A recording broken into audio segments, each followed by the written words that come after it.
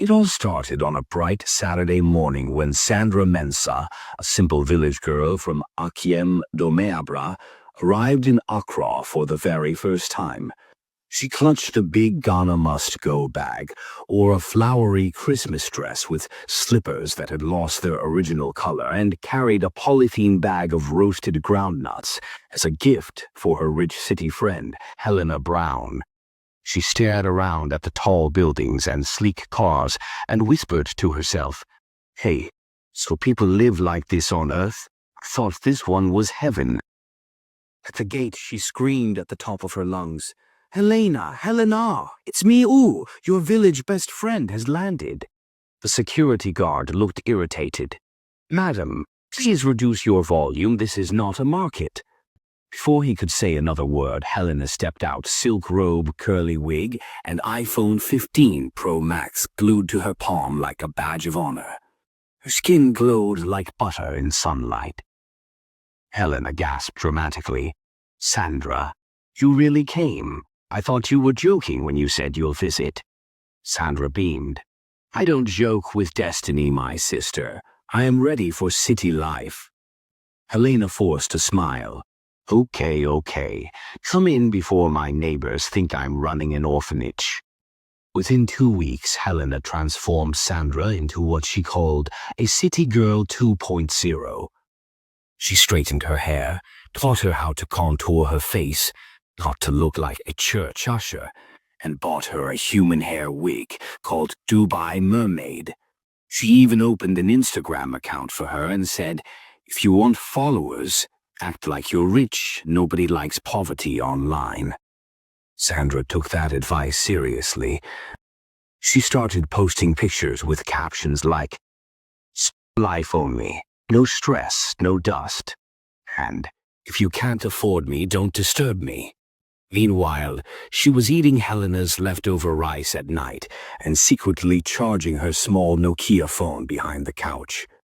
But soon the reality hit. City life was expensive. The wigs, the clothes, the fake accent, the data bundles, everything demanded money. So Sandra started borrowing from Helena. "Hey, please, lend me small 1,000 CDs. My boyfriend from abroad said he'll send me double by weekend." Helena sighed. "Sandra, every weekend you say that. Which abroad is he in? Heaven?" Sandra rolled her eyes. "Babe, trust me, this is how destiny starts, small borrowing before the big breakthrough." One night, Helena dragged Sandra to a house party in Osu. Sandra wore borrowed heels that were too high, almost breaking her ankle every 5 minutes, and a glittery dress she couldn't breathe in. And that was where she met him, Trevor Johnson. He wore dark shades at night, held his phone like it was a trophy, and smelled like fake Gucci mixed with ambition. He approached her with a lazy smile and said, "Hey, pretty, you look like money." Sandra giggled. "I know, I'm a big girl from L.A. Trevor raised an eyebrow. "Oh, really? Which L.A.? Sandra blinked. "Hartobio Corshi area." He laughed, thinking she was joking. She wasn't. Trevor claimed he was from New York. He said he worked with international investors and was in Ghana to handle big business. He even faked a phone call right there. "Yeah, bro, the shipment just arrived at the port. Send $2 million to my offshore account. I'll meet the investors in Dubai next week." Sandra's eyes almost popped out. I've found my destiny helper." They exchanged numbers. Every weekend, Sandra visited Trevor in his apartment, which turned out to be a one-room, self-contained at Adenta. Trevor always locked the wardrobe, saying, "My dollars are in there." Whenever Sandra arrived, he'd pretend to be on an international call. "Yo, Mike. Yeah, tell the investors to hold the deal till I'm back in the States." She'd just sit there smiling proudly like she was dating the President of America. When she cooked for him, delicious jollof, fried chicken, even fufu with light soup, Trevor would sniff the food and frown. "Abe, this food, and It's okay, but not the American taste I'm used to. He'd still finish the whole pot later, secretly licking the plate when she wasn't watching. Sandra would come back to Helena complaining, "Babe, Trevor says my cooking is not foreign enough. I need to attend cooking class." Helena facepalmed. "Sandra, that man is lying. Look at you borrowing money to cook for someone who can't even buy you pure water." Sandra ignored her. "You don't understand. It's love. Rich men test you before blessing you." Sandra's new hobby became borrowing. She borrowed for wigs, borrowed for Uber, borrowed to buy Trevor's birthday gift a wristwatch worth 2,500 CDs that turned green after 1 week. Helena tried to talk sense into her. "Girl, stop it. That man is fake. He's acting richer than you," Sandra hissed. "Helena, stop being jealous. Not everyone will find love through sugar daddies." Meanwhile, Trevor was also borrowing from his neighbors, his landlord, even the guy who sold him fake cologne. He always said, "I'll pay when my dollars land." His neighbors nicknamed him Mr. Offshore. The neighbors loved drama. Every time Sandra visited, they gathered by their windows, whispering, "Hey, this village girl has come again. Ooh, she comes with Uber but leaves with Trotro. She's always carrying cooler of food. Is she dating or catering?" One day, as Sandra walked out proudly in her heels, the landlady called her. "My daughter, I hope you know the man you are dating sells perfume at Circle. He's not American, oh." Sandra gasped. "Auntie, that's impossible. He speaks through his nose." The woman shook her head. "So does Qatar." After months of fake calls, fake outfits, and borrowed money, Trevor finally proposed. He bent on one knee at Papaye and brought out a glittering ring that looked suspiciously like it came from Contamanto. Sandra screamed and almost choked on her fried rice. "Yeah, I'll marry you." Helena's jaw dropped when she saw the Instagram post. "He said forever, my American dream come true." The comments were wild. "Congratulations, Queen. Soft life loading. Caught when?" Meanwhile, Helena whispered, "God, please don't involve yourself in this nonsense." The wedding day came. Sandra wore a borrowed gown. Trevor borrowed a friend's car, and both borrowed confidence. The church was full. The MC shouted, "Ladies and gentlemen, make some noise for Mr. and Mrs. Johnson, straight from the US of A." Then boom. Just before the vows, a man ran into the church. "Stop this wedding. Trevor Johnson is not his real name. His name is Yaw and Team. He owes me money for fake perfume." Everyone gasped. Sandra froze. "What?" Trevor tried to explain. "Baby, I can explain." The man shouted again. "Explain what? You live in my brother's house and you told him you're waiting for investors from America. Which investors? The only investment you have is lies." Trevor panicked and tried to run, but tripped, falling into the wedding cake. The hall exploded in laughter. Sandra screamed, "So you're not from America?" Trevor looked up weakly, covered in icing. "I'm from Nujibawe." Sandra fainted dramatically, landing right beside the cake. Helena whispered to a friend, "I told her fake attracts fake." The wedding ended in chaos. Guests took pictures and left with gossip instead of souvenirs. Sandra later found out Trevor's offshore account was actually a Momo wallet that was perpetually empty. After the wedding of chaos and cake tragedy, Sandra packed her bags and quietly returned to her village, Akiem Domeabra. Her white wedding gown was still in her bag, but now it looked like a battle uniform that had lost the war.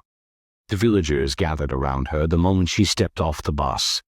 "Hey, Sandra, where is your American husband?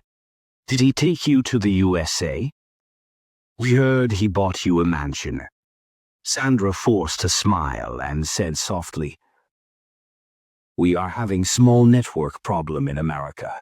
Once they fix it, he'll call me back." Villagers clapped and believed her. African hope is strong. At first, village life was peaceful but painfully slow. She missed the sound of traffic, the glow of city lights, and the lies that made her feel important. She now helped her mother at the market, selling tomatoes and ground nuts. Sometimes when she shouted, "3 tomatoes for 1 cedi," she would pause dramatically and sigh. "In Accra, people buy tomatoes with dollars." Her mother would roll her eyes. "Please, stop disturbing me with Accra talk. Dollar no day market here." Sandra laughed, but deep down she felt empty. One hot afternoon, as she was roasting groundnuts, her phone rang. It was Helena.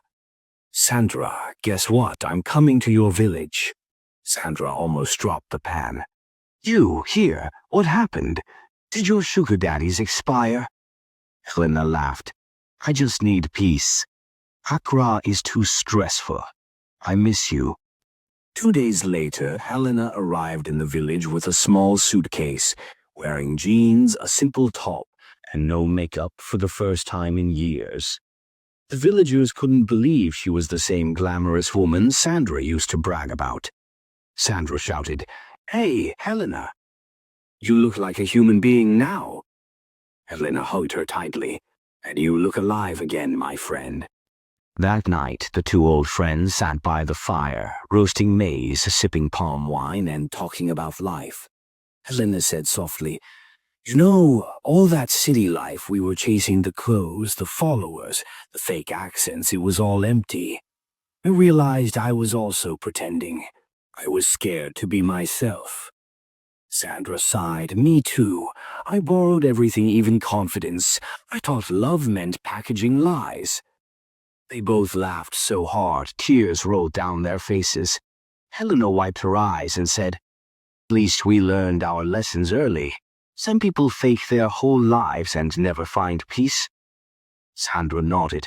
"Next time I'll only fake my eyelashes, not my destiny." Weeks later, as they sat at the market selling groundnuts, a taxi pulled up.